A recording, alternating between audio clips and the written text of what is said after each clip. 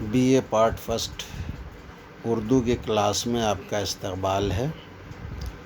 میں دوسرے پیپر سے متعلق گفتگو کر رہا تھا اور عزیز لکھنوی کی غزل گوئی پر آپ سے گفتگو کی تھی۔ آج اسی سلسلہ گفتگو کو آگے بڑھاتے ہوئے ایک اور شاعر،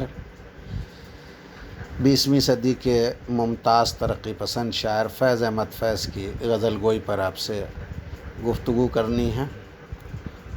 فیض کا پورا نام فیض احمد خاں تھا۔ فیض ان کا تخلص ہے۔ 1912 عیسوی میں سیالکوٹ میں پیدا ہوئے۔ یہ شہر 1947 کے بعد پاکستان کا حصہ بن چکا ہے۔ عربی، فارسی اور انگریزی کی فیض نے اعلیٰ تعلیم حاصل کی۔ ابتدا میں وہ ایک کالج میں لیکچرر مقرر ہوئے۔ بعد میں انہوں نے فوج میں نوکری کر لی۔ کچھ دنوں کے بعد فوجی ملازمت ترک کرنے کے بعد مختلف اخباروں اور رسالوں کے مدیر رہے۔ ٹریڈ یونین اور تہذیب و ثقافت کے اداروں سے بھی ان کی وابستگی رہی۔ 1936 میں فیض احمد فیض ترقی پسند تحریک سے وابستہ ہو گئے، کمیونسٹ پارٹی کے ممبر بنے اور سیاسی سرگرمیوں میں حصہ لینے لگے۔ پاکستان بننے کے بعد انہیں راولپنڈی سازش کیس میں 2 بار جیل جانا پڑا۔ ان واقعات نے فیض کی رومانی شاعری میں سیاسی اور انقلابی رنگ بھرا۔ فیض نظم اور غزل دونوں اصناف شاعری پر یکساں قدرت رکھتے ہیں۔ ان کی شاعری کے مجموعوں میں دست صبا، زندان نامہ، دست تہ سنگ اور شام شہر یاراں وغیرہ شامل ہیں۔ فیض کی کلیات سارے سخن ہمارے کے عنوان سے لندن سے شائع ہو چکی ہے۔ فیض کا انتقال 20 نومبر 1984 عیسوی کو لاہور میں ہوا۔ ان کی شاعری کی جو خصوصیات ہیں وہ اب میں آپ سے وہ ڈسکس کرنا شروع کر رہا ہوں۔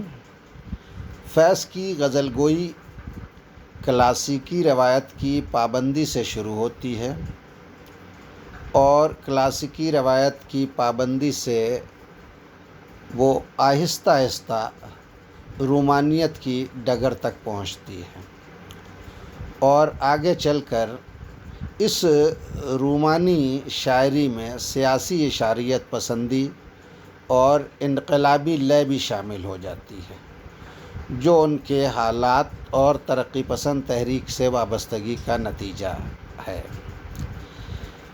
فیض احمد فیض کا بنیادی مزاج چونکہ کلاسیکیت سے تعمیر ہوا تھا، لہٰذا اس میں سیاست کے اشارے کچھ تازگی اور تاثیر لیے ہوئے ہیں۔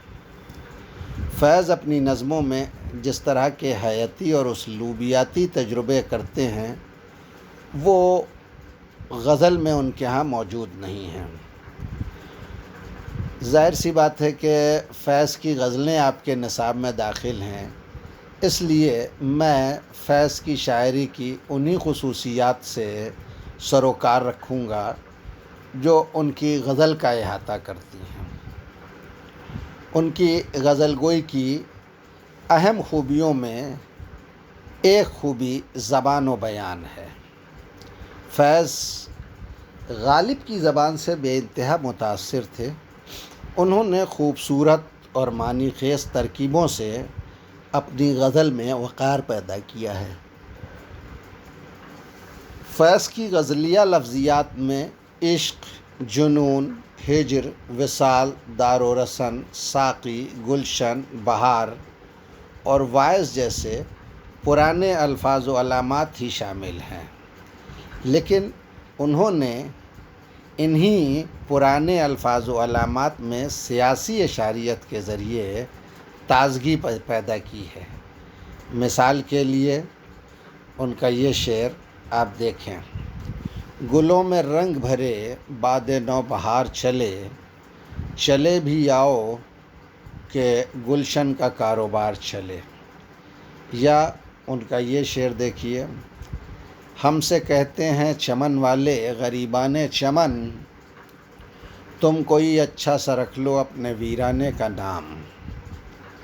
فیض کی غزل گوئی کی دوسری خوبی تشبیہ اور پیکر تراشی ہے۔ فیض کی غزلوں میں جگہ جگہ آپ کو تشبیہوں کا کمال دکھائی دے گا اور پیکر تراشی اور پیکروں کا جمال موجود ہے۔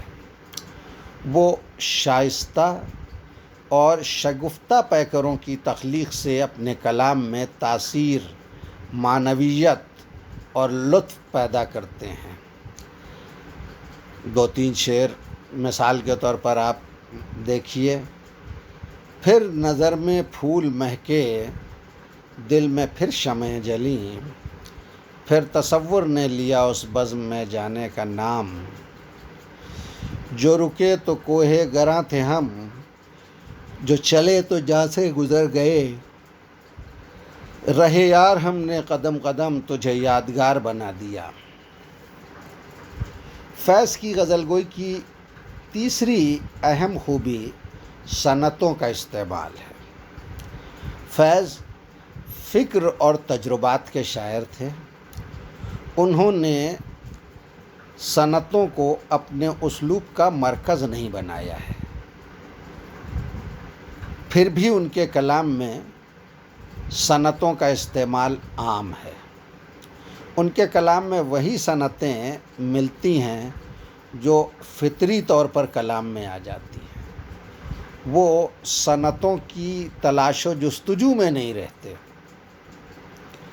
آپ دیکھیں: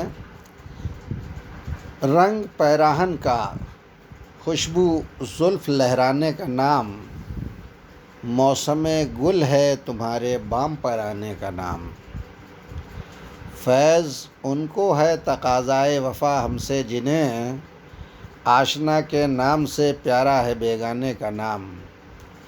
پہلے شعر میں رنگ، موسم، خوشبو اور گل جیسے الفاظ کے ذریعے انہوں نے صنعت مراعاۃ النظیر قائم کی ہے، اور اسی طرح دوسرے شعر میں آشنا اور بیگانہ جیسے الفاظ سے صنعت حسن تضاد پیدا کی ہے۔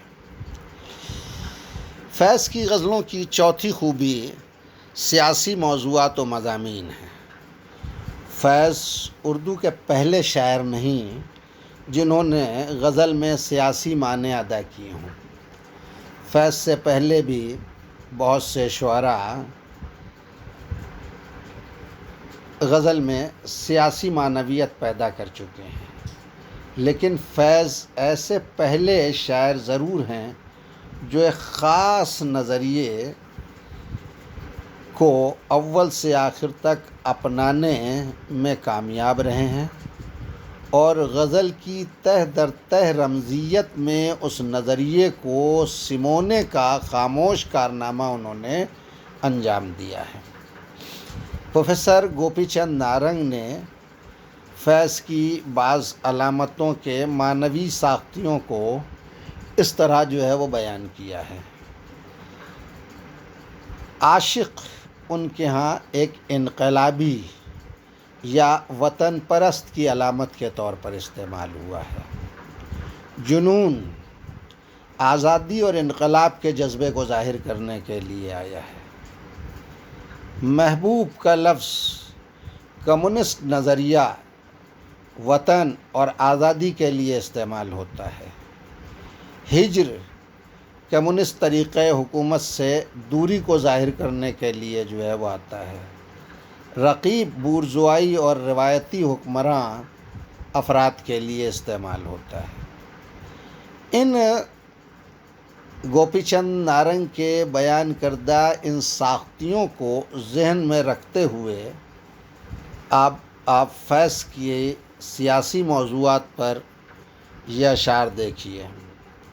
ستم کی رسمیں بہت تھیں لیکن نہ تھی تیری انجمن سے پہلے، سزا خطائے نظر سے پہلے، عتاب جرم سخن سے پہلے، نہ سوال وصل نہ عرض غم، نہ حکایتیں نہ شکایتیں، تیرے عہد میں دل زار کے سبھی اختیار چلے گئے۔ کرو کج جبیں پر سر کفن، میرے قاتلوں کو گماں نہ ہو کہ غرور عشق کا بانک پن پس مرگ ہم نے بھلا دیا۔ غرور سرو و سمن سے کہہ دو پھر وہی تاجدار ہوں گے جو خار و خس والی چمن تھے عروج سرو و سمن سے پہلے۔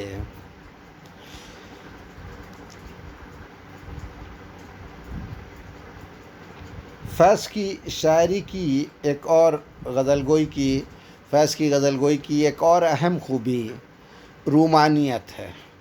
فیض کی غزلوں اور ان کی ابتدائی نظموں سے یہ واضح ہو جاتا ہے کہ ان کا تخلیقی مزاج رومانی تھا۔ ان کا محبوب کمیونسٹ نظریہ تو بہت بعد میں بنا۔ پہلے گوشت پوست کا زندہ نسوانی پیکر ان کا معشوق تھا، جو ترقی پسندی نام کی سوتن کے آنے کے بعد بھی آخر تک فیض کا منظور نظر بنا رہا۔ فیض کی رومان پسندی کی مثال میں یہ شعر دیکھیے۔ تیری کج ادائی سے ہار کے شب انتظار چلی گئی، میرے ضبط حال سے روٹھ کے میرے غم گسار چلے گئے۔ کبھی تو صبح تیرے کنج لب سے ہو آغاز، کبھی تو شب سر کاکل سے مشک بار چلے۔ دوستو اس چشم و لب کی کچھ کہو جس کے بغیر گلستاں کی بات رنگی ہے نہ مے خانے کا نام۔ تو آپ نے ملاحظہ کیا کہ فیض کی غزل گوئی کلاسیکیت، ترقی پسندی، رومانیت اور حقیقت نیز عاشقی اور دنیا داری کا ایک ایسا حسین سنگم ہے جس میں فنکارانہ تخلیقیت اور جمالیات کا بھی بھرپور ادراک ملتا ہے۔ آپ نے میری گفتگو سنی، اس کے لیے شکریہ۔